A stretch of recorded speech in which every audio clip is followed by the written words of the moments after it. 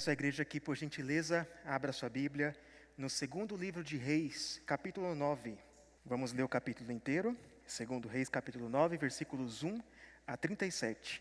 Então o profeta Eliseu chamou um dos discípulos dos profetas e lhe disse: cinge os teus lombos, leva contigo este vaso de azeite e vai-te a Ramote Gileade. Em lá chegando, vê onde está Jeú, filho de Josafá, filho de Ninsi, entra e faze-o levantar-se no meio de seus irmãos e leva-o à câmara interior. Toma o vaso de azeite, derrama-lhe sobre a cabeça e dize: assim diz o Senhor, ungi-te rei sobre Israel. Então abre a porta, foge e não te detenhas. Foi, pois, o moço, o jovem profeta, a Ramote de Gileade. Entrando ele, eis que os capitães do exército estavam assentados. Ele disse: capitão, tenho uma mensagem que te dizer. Perguntou-lhe Jeú: a qual de todos nós? Respondeu-lhe ele: a ti, capitão. Então se levantou Jeú e entrou na casa. O jovem derramou-lhe o azeite sobre a cabeça e lhe disse: assim diz o Senhor, Deus de Israel, ungi-te rei sobre o povo do Senhor, sobre Israel. Ferirás a casa de Acabe, teu senhor, para que eu vingue da mão de Jezabel o sangue de meus servos, os profetas, e o sangue de todos os servos do Senhor. Toda a casa de Acabe perecerá, exterminarei de Acabe todos do sexo masculino, quer escravo, quer livre, em Israel. Porque farei a casa de Acabe como a casa de Jeroboão, filho de Nebate, e como a casa de Baasa, filho de Aías. Os cães devorarão Jezabel no campo de Jezreel, não haverá quem a enterre. Dito isto, abriu a porta e fugiu. Saindo Jeú aos servos de seu senhor, disseram-lhe: vai tudo bem? Por que veio a ti este louco?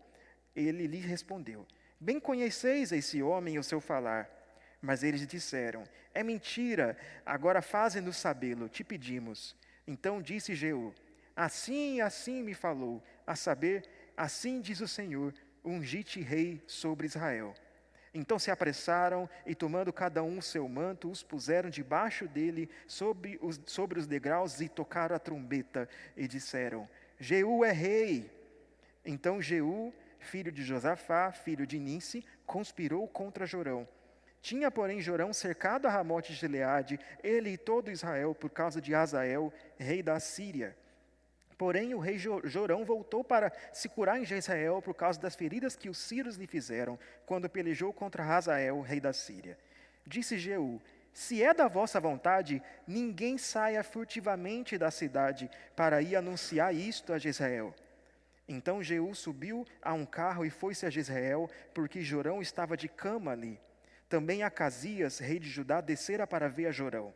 Ora, o atalaia estava na torre de Jezreel e viu a tropa de Jeú que vinha e disse: vejo uma tropa. Então disse Jorão: toma um cavaleiro e envia ao seu encontro para que lhe pergunte: há paz? Foi-lhe o cavaleiro ao encontro e disse: assim diz o rei: há paz? Respondeu Jeú: que tens tu com a paz? Passa para trás de mim. O atalaia deu aviso dizendo: chegou a eles o mensageiro, porém não volta. Então enviou Jorão outro cavaleiro, chegando este a eles, disse: assim diz o rei: há paz? Respondeu Jeú: que tens tu com a paz? Passa para trás de mim. O atalaia deu aviso dizendo: também este chegou a eles, porém não volta, e o guiar do carro parece como o de Jeú, filho de Ninsi, porque guia furiosamente. Disse Jorão: aparelha o carro. E aparelharam o carro.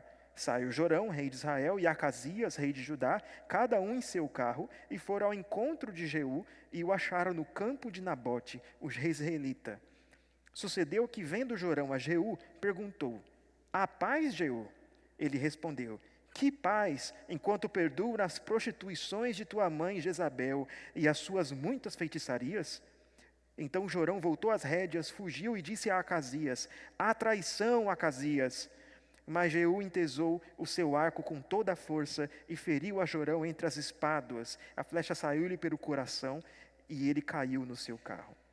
Então Jeú disse a Abidcar, seu capitão: toma-o, lança-o no campo da herdade de Nabote, o jezreelita. Lembra-te de que indo eu e tu juntos, montados após Acabe, seu pai, o Senhor pronunciou contra ele esta sentença: tão certo como vi ontem à tarde o sangue de Nabote e o sangue de seus filhos, diz o Senhor, assim tu retribuirei neste campo, diz o Senhor.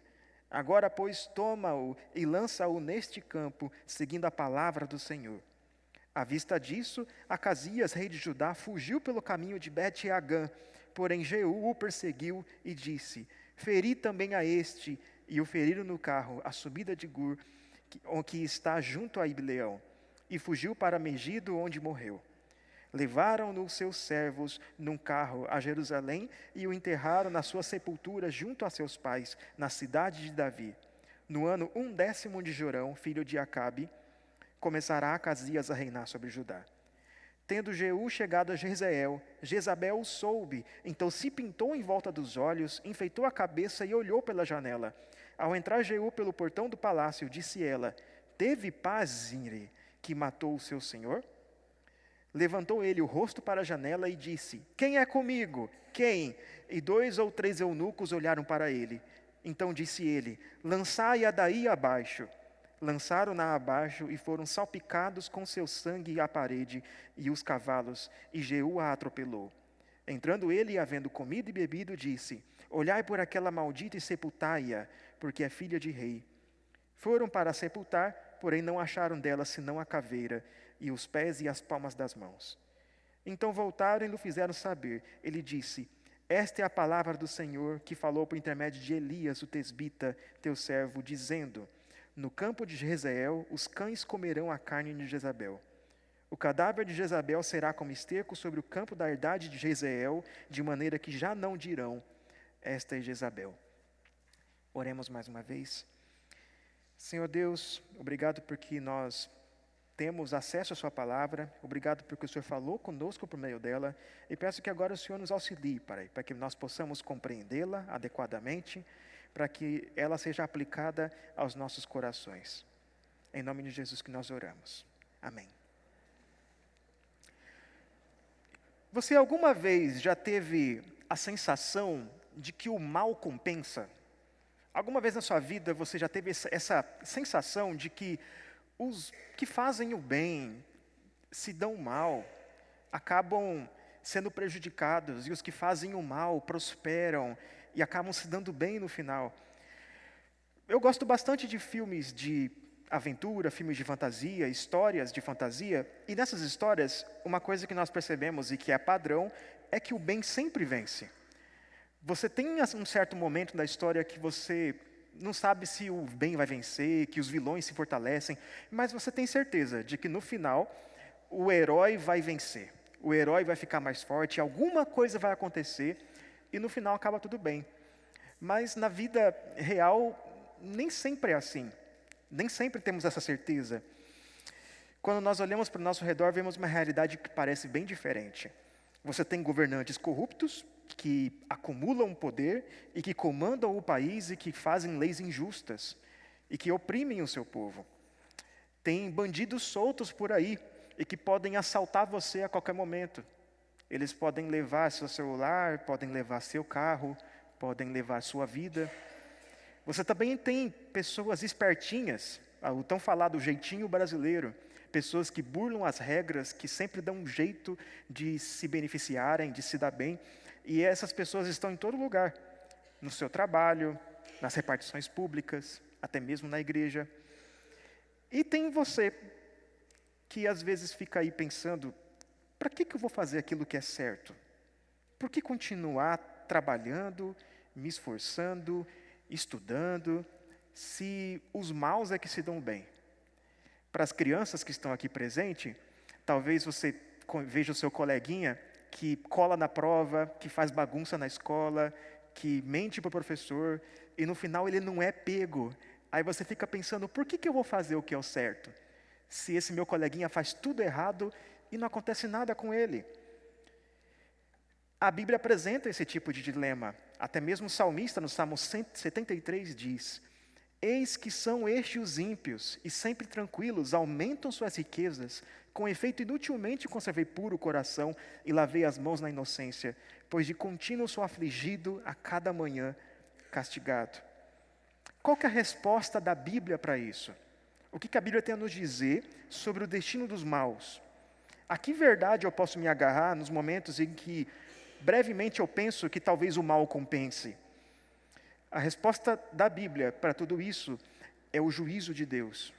Um dia Deus virá julgar os vivos e os mortos, e Ele julgará toda a terra, e Ele dará destino aos ímpios, e esse destino não é nada bom. Veja que a história que acabamos de ler acontece num contexto parecido com esse. Era um contexto histórico que parecia que o mal compensava. O reino de Israel do Norte era governado por uma dinastia de reis ímpios. Era uma série de governos, de governantes ruins, de reis maus que promoviam a idolatria e a imoralidade. Essa era a dinastia de Acabe. Essa dinastia promoveu em Israel um culto pagão, um culto ao deus pagão Baal. E Acabe, o segundo rei dessa dinastia, casou-se com a filha de um rei pagão, chamada Jezabel, a qual promoveu em Israel a adoração a pagã ao deus Baal. Esse rei, essa dinastia de reis, além de trazer o paganismo, também tomou coisas do povo para benefício próprio, coisas que não acontecem hoje em dia. O rei Acabe, por exemplo, tomou para si o campo de Nabote. E para que isso acontecesse, a sua esposa conspirou contra Nabote, você conhece a história, e acabou causando a morte desse homem. Ou seja, eles promoveram idolatria, promoveram imoralidade, tomaram coisas do povo, oprimiram o povo, e parecia que isso nunca ia acabar. Só que um dia a conta chega, e chegou a conta. Assim como Deus puniu as linhagens anteriores de reis de Israel, a linhagem de Jeroboão, a linhagem de Baasa, chegou a hora dessa corja que assumiu o poder, que permanecia no poder, pagar a conta. A história que nós lemos tem duas partes. Na primeira parte, Eliseu ordena a um jovem profeta que unja Jeú como rei. Ele anuncia uma profecia. A profecia diz que ele será agente de Deus, agente do juízo de Deus sobre a dinastia de Acabe. Isso nos versículos de 1 a 10. Nos versículos de 11 a 37, então, temos o cumprimento dessa profecia. Jeú cumpre a profecia que lhe foi anunciada. Ele é aclamado como rei, então ele mata Jorão, ele mata Acasias, mata também Jezabel, assume o trono. Ele executa o juízo de Deus. Minha proposta para você hoje é falar sobre o juízo de Deus. A história que nós lemos fala de juízo que aconteceu no passado, mas essa história nos dá alguns princípios para nós compreendermos o juízo que ainda virá e a esperança que nós podemos ter hoje.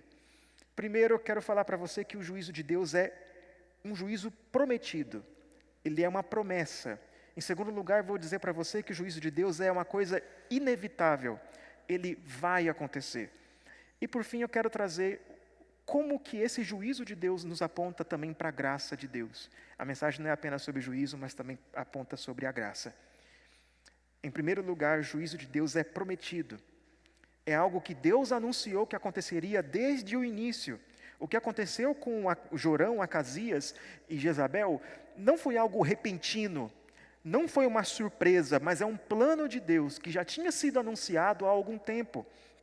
Isso nos é mostrado no texto por meio de uma mensagem, um anúncio de uma profecia que foi dada por Eliseu a um jovem profeta, para que Jeú a execute. Veja, o juízo de Deus é uma promessa, e essa promessa é anunciada numa mensagem, e essa mensagem não é uma mensagem nova, é uma mensagem antiga. Nos versículos 1 e 2, Eliseu dá uma ordem ao jovem profeta. Ele ordena que o que o profeta deve fazer. Mas é interessante que as ordens que Eliseu dá a esse jovem profeta são ordens muito detalhadas, típicas de quem já sabe exatamente o que vai acontecer.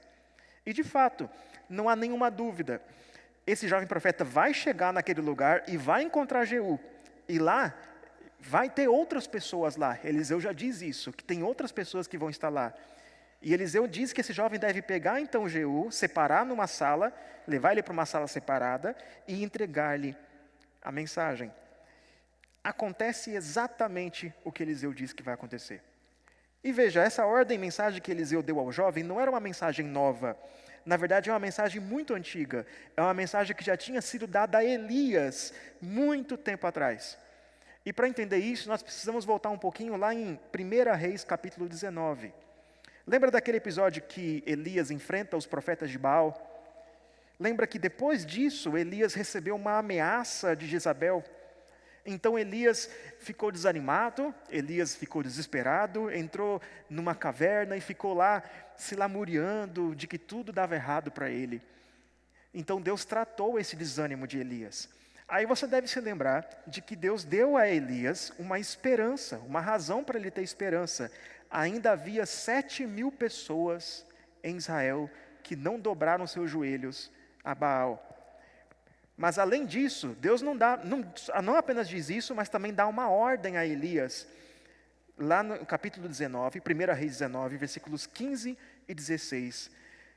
Deus diz a Elias que ele devia ungir Hazael como rei da Síria, deveria ungir Jeú como rei de Israel e Eliseu como seu sucessor. Então Deus deu 3 ordens a Elias, só que Elias cumpriu só uma. A única ordem que Elias cumpriu foi ungir Eliseu como seu sucessor. Mas Eliseu cumpriu essa ordem agora. Veja, já estava previsto muito antes o que ia acontecer. E Deus já estava, pela sua providência, movendo a história, fazendo tudo ocorrer conforme o seu propósito. Eliseu disse ao jovem profeta que assim que ele entregasse a mensagem, ele deveria fugir de lá. Ele tinha que dar no pé. Por quê? Porque essa mensagem não é apenas antiga, mas também é uma mensagem perigosa. Essa mensagem iria trazer uma grande destruição, um conflito ia acontecer, pessoas iriam morrer, e o profeta não devia ficar lá para ver. Pouca gente hoje em dia fala do juízo de Deus. Falar de juízo, do castigo de Deus, da mão de Deus pesando sobre o pecado, do inferno, é visto hoje em dia como coisa de gente que não tem amor, de gente que não tem graça, gente legalista. Tem que falar do amor de Deus, é do perdão, é das bênçãos. Mas por isso que falar do juízo de Deus é uma mensagem perigosa. Pode ser mal interpretado.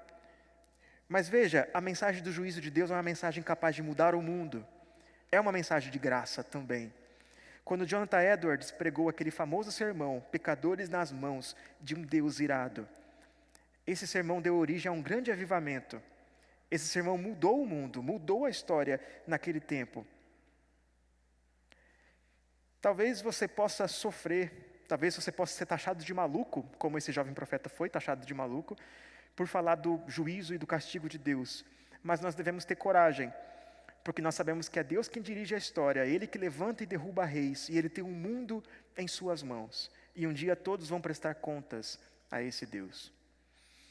Então o jovem profeta levou a mensagem a Jeú, versículos 4 a 10. E perceba que a fala desse jovem é um pouco maior que a fala de Elias. Não significa que o jovem aumentou a mensagem de Elias, mas tão somente que nos versículos 1 e 2 você tinha a mensagem resumida. E agora nos versículos 4 a 10 nós temos a mensagem completa, a mensagem expandida.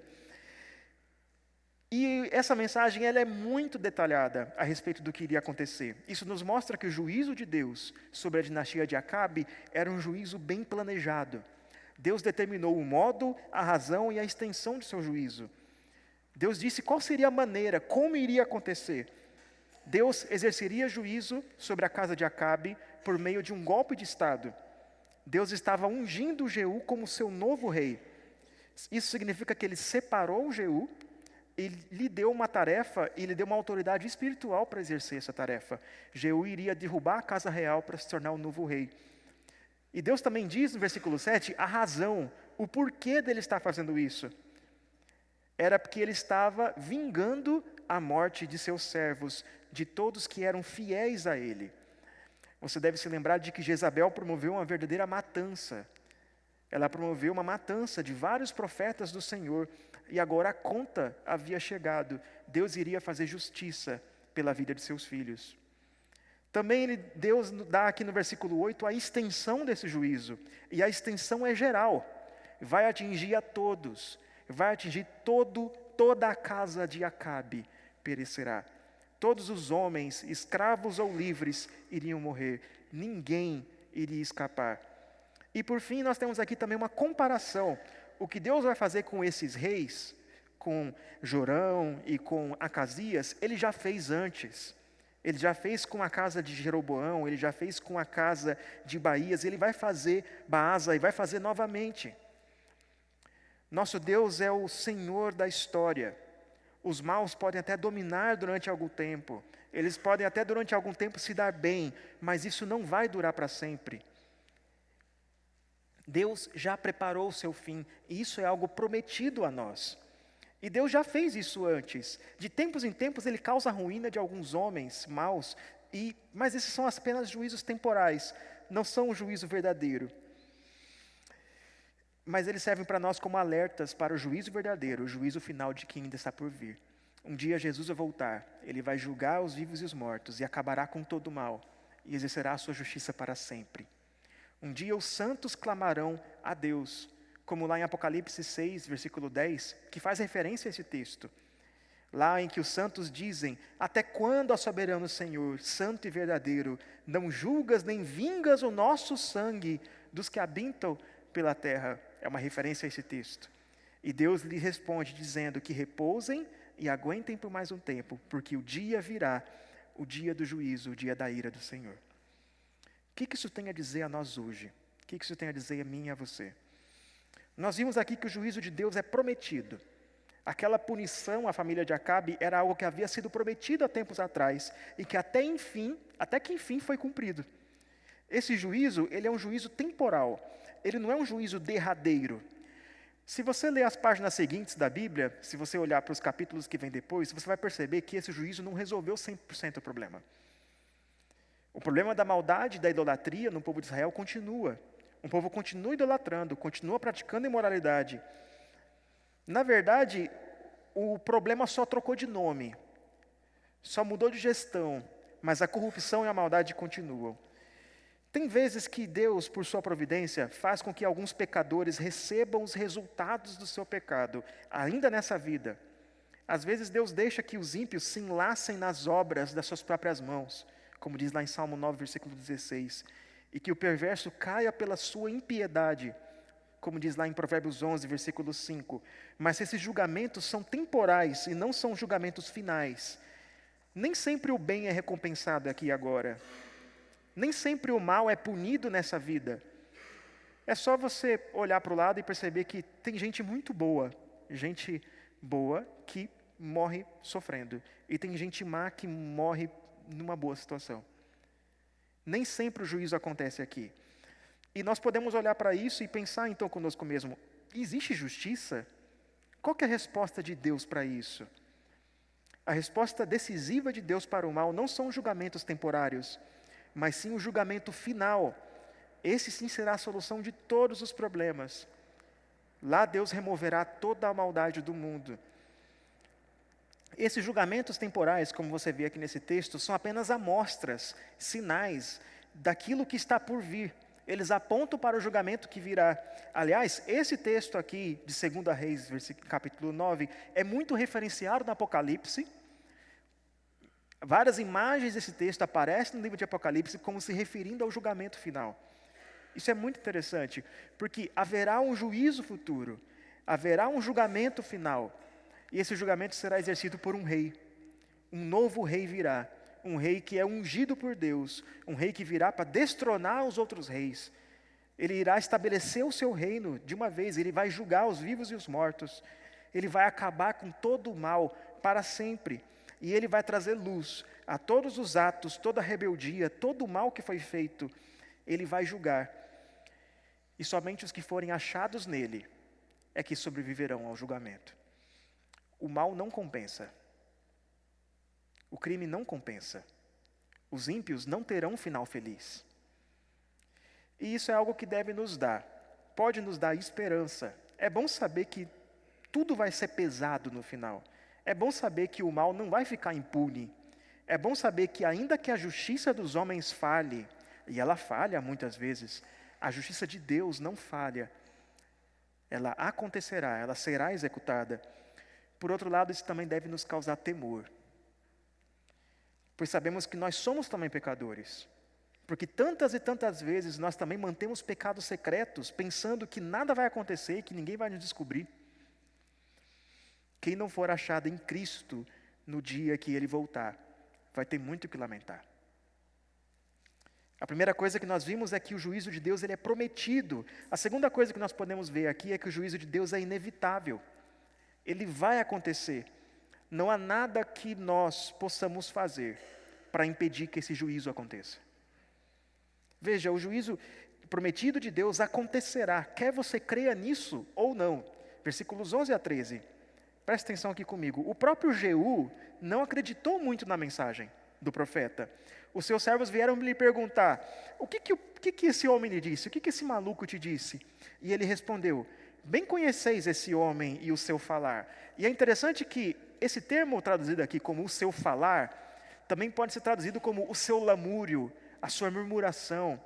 O que ele quer dizer aqui é que, para ele, o que aquele homem falou é um monte de nada, um monte de lamúrio, coisas que não devem ser levadas em consideração. Jeú não quis contar o que ele ouviu do profeta, não foi por humildade, não foi por modéstia, não foi porque, não quero falar que eu vou ser rei.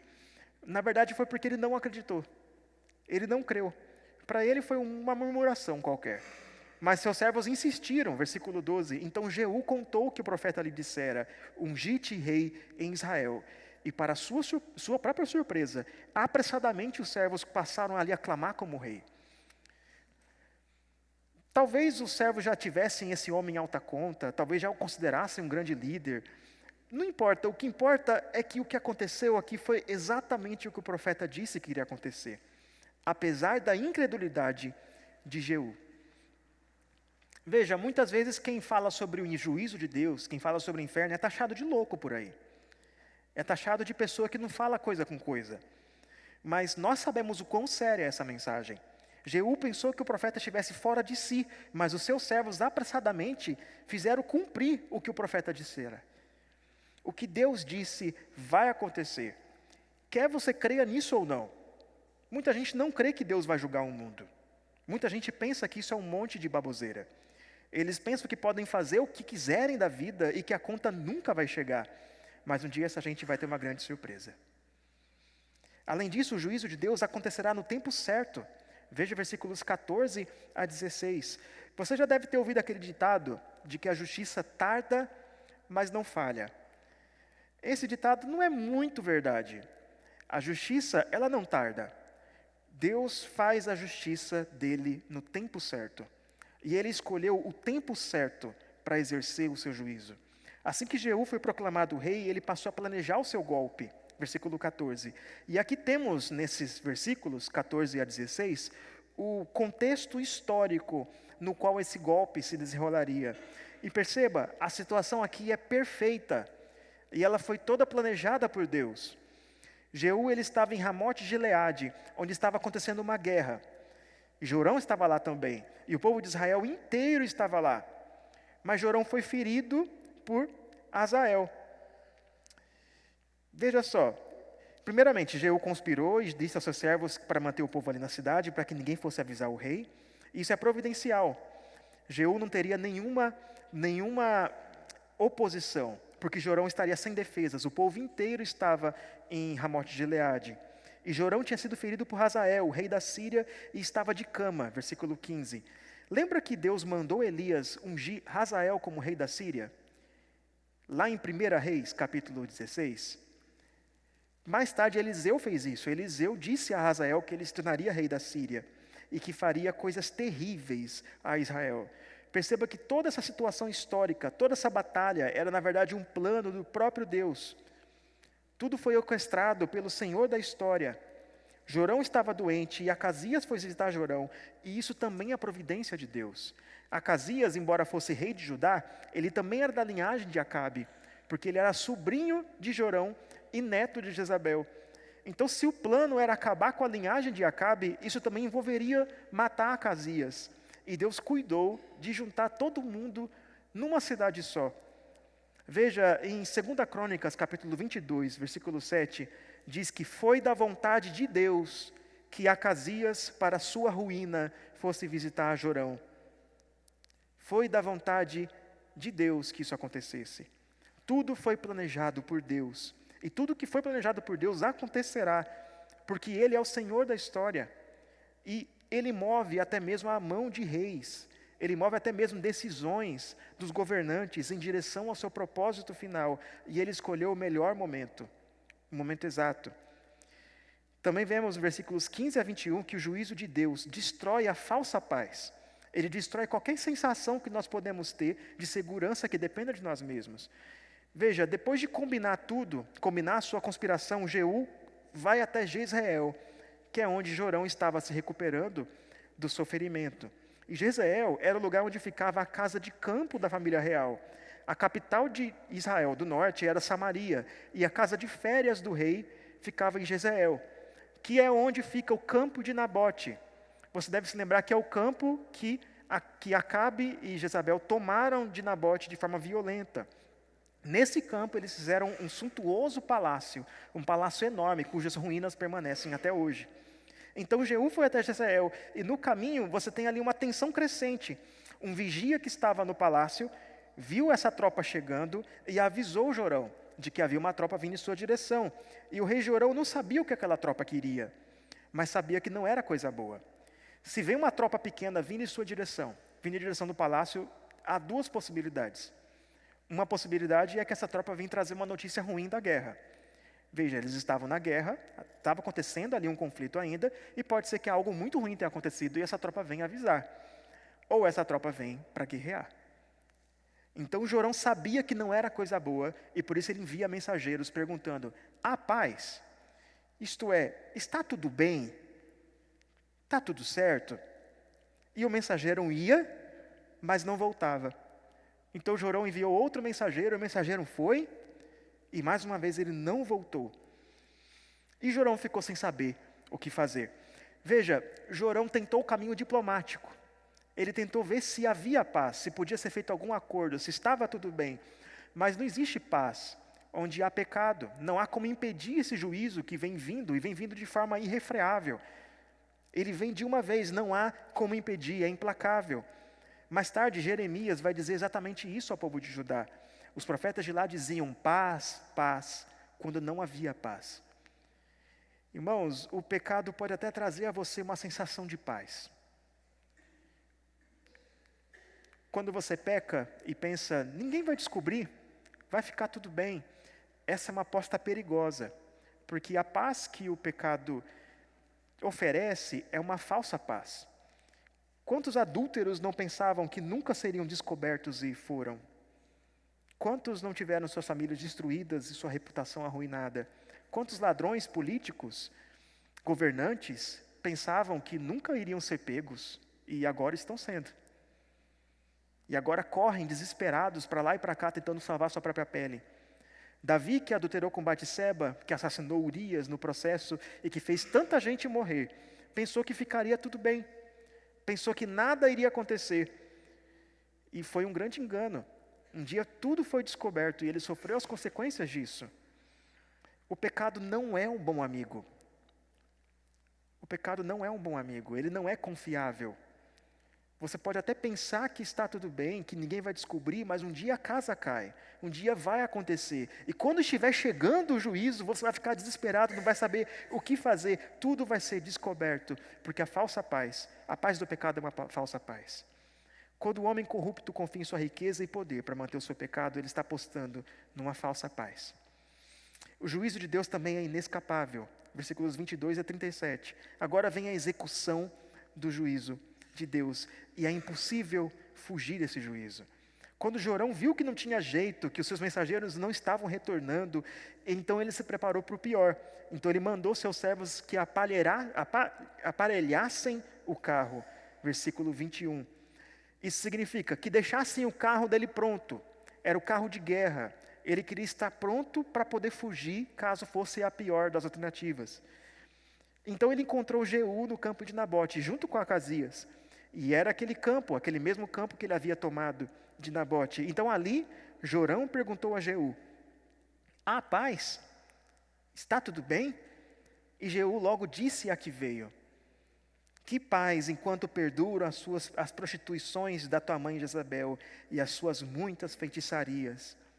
Então Jorão tentou fugir, mas Jeú atirou a sua flecha e a flecha foi certeira. Não tem como fugir porque estava escrito o que ia acontecer ali.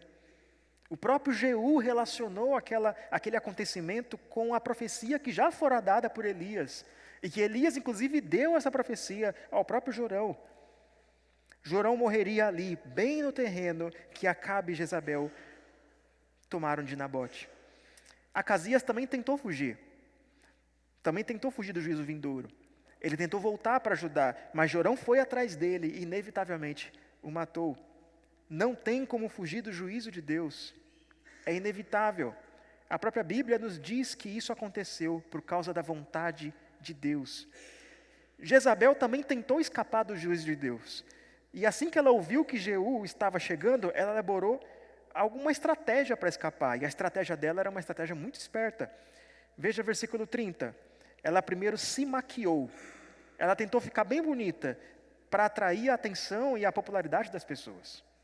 Depois, então, ela saiu olhando pela janela e disse a Jeú: teve paz Zine que matou o seu senhor? Versículo 31. Por que ela disse isso? Porque a história de Jeú é muito parecida com a história de Zimri. Zimri que aparece lá em 1 Reis, capítulo 16. Zimri era um comandante do rei Baasa. Ele também conspirou contra o rei e também matou o rei. Só que esse Zimri não se deu tão bem. Ele não tinha o apoio da população. Ele não tinha apoio popular. Por isso seu reinado durou apenas 7 dias. E ele foi substituído por Omri, pai de Acabe. O que Jezabel está tentando dizer a Jeú? Ela está insinuando que o reinado de Jeú duraria pouco. Ela está dizendo que Jeú não tinha apoio popular. Ela está dizendo: a população está comigo, eu tenho mais eleitores que você. Ela estava jogando para a plateia. E ela esperava que o povo se voltasse contra Jeú para que ela fosse poupada. Só que o problema para ela é que Jeú tinha apoio popular. Ele mesmo pergunta aos homens, aos servos de Jezabel: quem está comigo? E veja, os próprios servos de Jezabel a atraem e a jogam pela janela, de modo que ela acaba sendo devorada por cães. E isso tudo também aconteceu exatamente como Deus disse que ia acontecer. Exatamente como previsto. Não se pode escapar do juízo de Deus. Não há estratégia, não há artimanha que possa impedir a justiça divina. Não é possível lutar. É impossível fugir. E não há um ser humano, um mero humano, capaz de lhe salvar quando o juiz vier. O que isso tem a dizer a nós hoje? Nós vimos que o juízo de Deus é inevitável, ele é inescapável, não tem como fugir. Quando ele vem de uma vez por todas, e não há quem o possa frear. Pense nos políticos corruptos, eles roubaram e fazem todo tipo de fraude, e pensam que nunca vão ser pegos. Então começa a ser uma investigação aí, começa uma operação, e eles começam a ser julgados, e eles tentam fazer de tudo para fugir. E o problema é que muitas vezes eles conseguem fugir.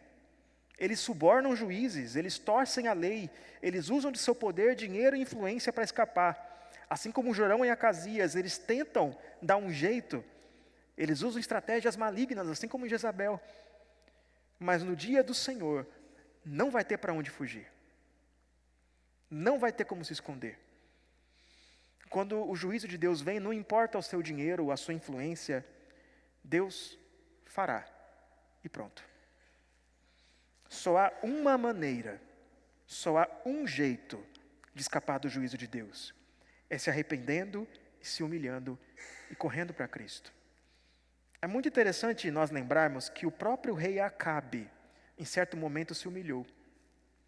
Quando ele ouviu da boca de Elias o que iria acontecer, o juízo que viria, lá em 1 Reis, capítulo 21, versículos 27 e 28, então Acabe se cobriu de pó e cinzas, ele vestiu pano de saco e humilhou-se perante Deus.